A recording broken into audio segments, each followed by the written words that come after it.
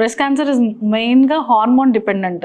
So ఆడవారిలో ఈ oestrogen అనే hormone మనకి ఎక్కువగా ఉంటుంది.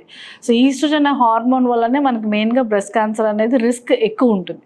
So breast cancer risk factors చూస్తే మనకు అన్ని ఈస్ట్రోజన్ కంటెంట్ ఎప్పుడైతే ఎక్కువ ఉంటుందో అవే మనకి risk like hormone receptor pills వాడతారు, ఓసీ పిల్స్ వాడతారు. సో కంటిన్యూస్గా హార్మోన్ ఓసీ పిల్స్ వాడినప్పుడు లేదా ఎర్లీ మెనార్కీ అంటాం, తొందరగా పెద్ద మనిషి అవ్వడం, సో దానివల్ల కూడా ఈస్ట్రోజన్ ఎక్స్పోజర్ ఎక్కువ ఉంటుంది.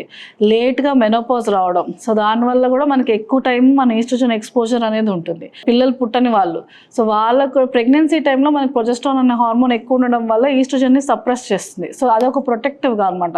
సో పిల్లలు లేని వాళ్ళకి మళ్ళీ ఈస్ట్రోజన్ ఎక్స్పోజర్ ఎక్కువ ఉంటుంది. సో ఎవ్రీవేర్ ఈ హార్మోన్ వల్లనే మనకు ఆ రిస్క్ అనేది ఎక్కువ ఉంటుంది అన్నమాట. మెయిన్గా ఈ హార్మోన్ డిపెండెన్స్. సో అందుకనే విమెన్కి ఎక్కువ రిస్క్ ఉండే అవకాశం ఉంటుంది. అలాగే ఫ్యామిలీలో ఆల్రెడీ బ్రెస్ట్ క్యాన్సర్ కానీ ఓవేరియన్ క్యాన్సర్ కానీ ఎవరికైనా ఉంది, immediate family first degree relatives అంటాం, లేదా సెకండ్ డిగ్రీ రిలేటివ్స్లో ఇద్దరికి కానీ ముగ్గురు కానీ ఉన్నాయి అంటే కనుక వాళ్ళకి రిస్క్ ఎక్కువ ఉండే అవకాశం ఉంటుంది. అండ్ నెక్స్ట్ ఇంపార్టెంట్గా ఏంటంటే ఈ క్యాన్సర్స్ అన్నీ మనకి జెనెటిక్ డిసీజెస్. బేసికల్లీ మనం పుట్టుకతోనే మనకు కొన్ని జీన్స్ డిఫెక్ట్స్ తోటి పుడతాం. వాటిలోని ఉన్న చేంజెస్ ఏంటంటే మనం ఎక్స్పోజ్ అయ్యే ఎన్విరాన్మెంటల్ ఫ్యాక్టర్స్ వల్ల అవి జీన్స్ అనేవి ఒక్కొక్క స్టేజ్ ఆఫ్ లైఫ్లో అవి యాక్టివేట్ అయ్యి వాటి వల్ల మనకి క్యాన్సర్ అనేది వచ్చే అవకాశం ఉంటుంది. సో బ్రెస్ట్ క్యాన్సర్కి నెక్స్ట్ ఇంపార్టెంట్ రిస్క్ ఫ్యాక్టర్స్ ఏంటంటే స్మోకింగ్, ఆల్కహాల్ కూడా ఇంపార్టెంట్ రిస్క్ ఫ్యాక్టర్స్. అలాగే ఒబిసిటీ.